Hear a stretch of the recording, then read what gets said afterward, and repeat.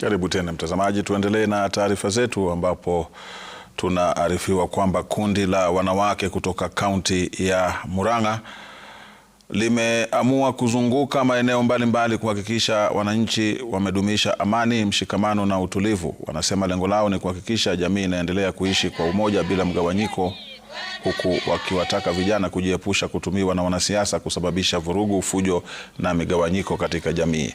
Wanasisitiza kuwa vijana wana nafasi muhimu katika kujenga taifa na wanapaswa kutumia nguvu zao katika shughuli za maendeleo.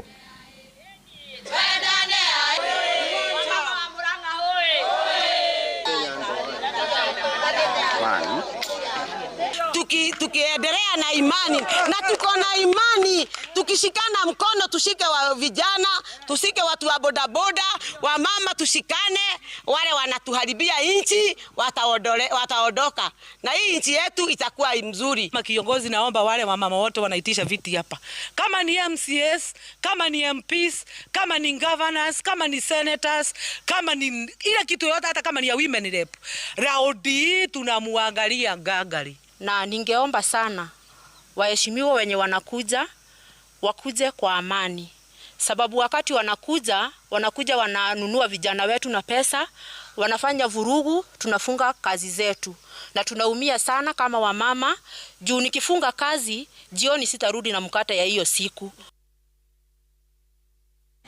Kutoka kaunti namba 21 tuelekee kaunti namba 39 ambapo makasisi